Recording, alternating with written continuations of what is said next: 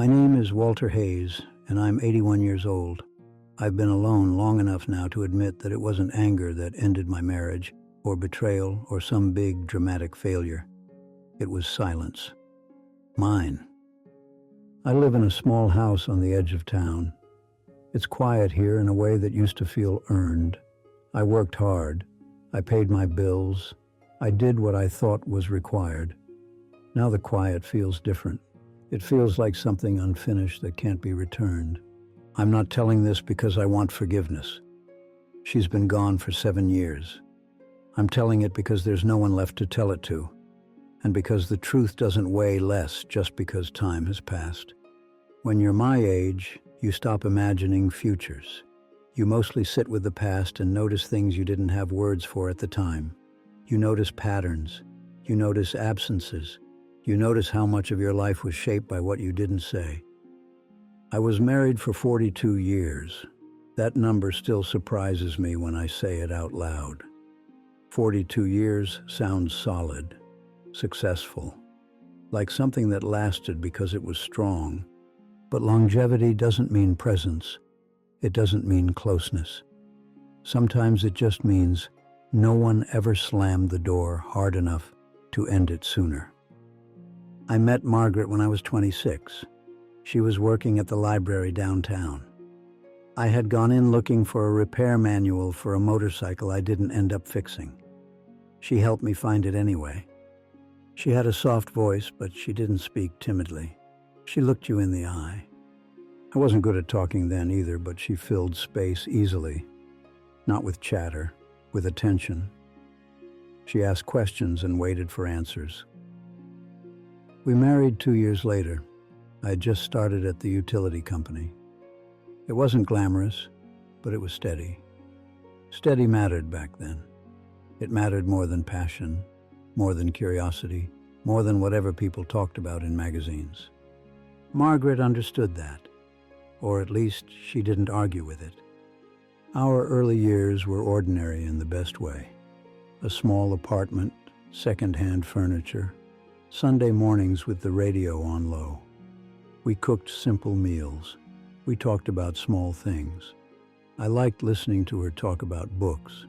I didn't read much, but I liked knowing she did. Somewhere along the way, listening turned into something quieter. I was still there, but I wasn't leaning in anymore. I thought that was normal. I thought that was what comfort looked like. When our first child was born, I was terrified in a way I didn't know how to name. I worked more. Overtime. Weekend shifts. It felt responsible. It felt necessary. Margaret never told me not to. She just adjusted. She always adjusted. That became our pattern. Something would change, and she would adjust. I took that as proof that everything was fine. We didn't fight much. People used to comment on that. They'd say we were lucky. I'd nod. I was proud of that. I didn't understand then that the absence of conflict can also mean the absence of honesty. It can mean that one person has learned there's no point in bringing things up. Margaret would mention things sometimes, small things. She'd say she felt lonely in the evenings, or that she missed how we used to talk. I'd tell her things would settle down after the next project, the next promotion, the next busy season. I believed that. I always believed there would be a later when things would slow enough for feelings. The trouble with later is that it keeps moving. Years passed quietly. The children grew. We went to their events. I was there physically. I clapped. I smiled. I was proud. But at home, I was tired. I didn't have much left to give after work. Silence felt like rest. Conversation felt like effort. Margaret would sit at the table after dinner, sometimes with her hands folded, sometimes with a book she wasn't reading. She'd look like she wanted to say something.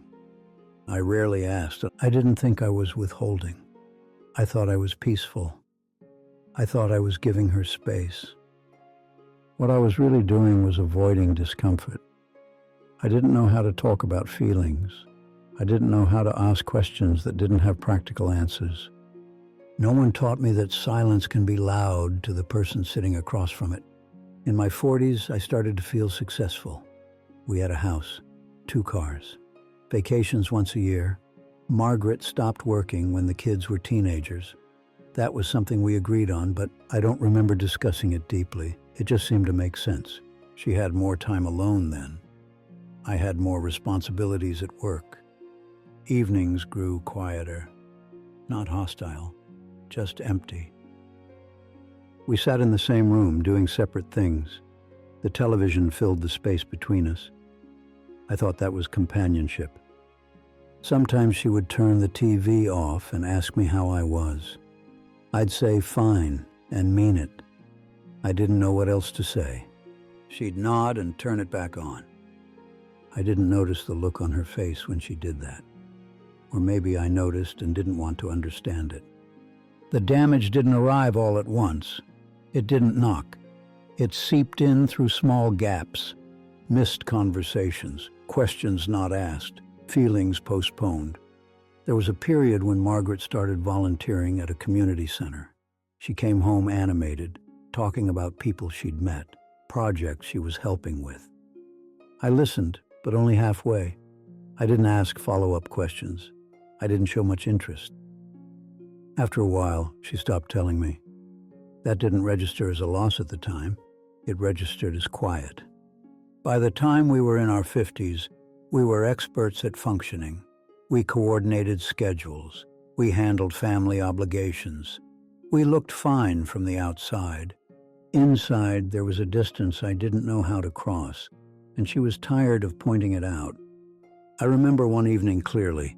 It stands out because nothing dramatic happened. She said, "Do you ever wonder who we'd be if we talked more?" I laughed a little, not to mock her, just because I didn't know how to respond. I said something like, "We talk enough, don't we?" She looked at me for a long time before answering. Then she said, "I don't think you hear me." That felt unfair. I was right there. I paid attention. I provided.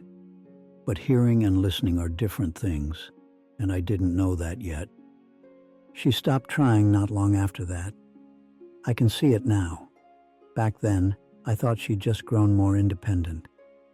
Independence can be a quiet form of giving up. Our children left home. The house grew quieter in a way that was noticeable even to me. Margaret spent more time in her own routines, walking, reading, volunteering. I filled my time with work and television. We rarely argued. We rarely laughed either. I told myself we were comfortable. That comfort was the reward for years of effort.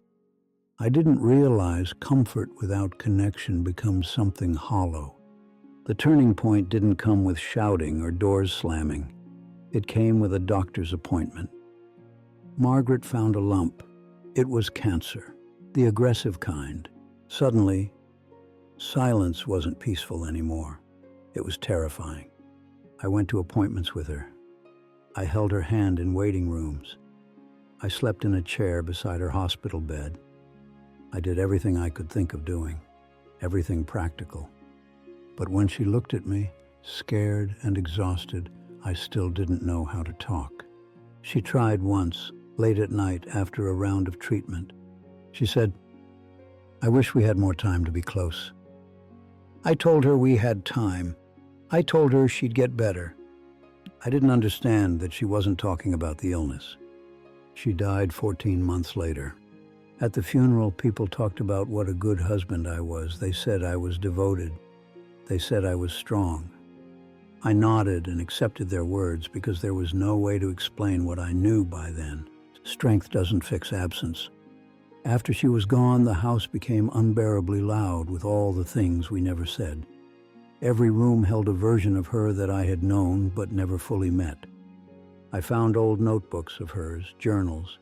Nothing dramatic, just observations, feelings, small frustrations, hopes she never voiced out loud anymore. She had written once, "I don't need him to solve me. I just want him to sit with me." That line still sits in my chest. I finally understood then, not in an abstract way, in a physical, painful way. Silence had taught her she was alone even when she wasn't. There are things you can't fix after someone dies. Apologies don't land. Explanations don't matter. Insight comes too late to be useful. I can't go back and ask her questions. I can't sit at the table and say, "Tell me what you're feeling." I can only sit with the knowledge that I chose quiet because it felt safe, and in doing so, I left her alone in a marriage that looked fine from the outside. People assume regret comes from doing the wrong thing. Sometimes it comes from not doing anything at all, from assuming there will be another chance to talk, another evening, another phase when things will slow down. Time doesn't announce when it's running out. If you're listening to this and you're still sharing a space with someone you love, I don't have advice in the way people usually mean it. I don't know your life. I don't know your pressures. I only know that silence is not neutral. It teaches lessons even when you don't mean it to. It can teach someone that their thoughts are burdens, that their feelings are inconvenient, that their inner life is something to manage alone. I wish I had known that being present didn't require having answers. It required staying when things felt uncomfortable. I wish I had understood that listening is an action, not a passive state. Now, my days are quiet in a way I once thought I wanted. I wake up alone. I eat breakfast alone. I go to bed alone. I talk to her sometimes out loud. Not because I believe she can hear me, because I need to say the things I never said when it mattered. I tell her I see her now. I tell her I'm sorry I waited so long to understand. There's no redemption arc at this age. There's just honesty. I have limited time left. I don't know how much. I try to spend it awake to what's real. If this story meant something to you, if it stirred something uncomfortable or familiar, I hope you don't rush past that feeling. I did that my whole life. I'm Walter Hayes. I'm 81 years old. This is the truth I finally learned when there was no one left to hear it. The house is quiet now. I sit in it and listen.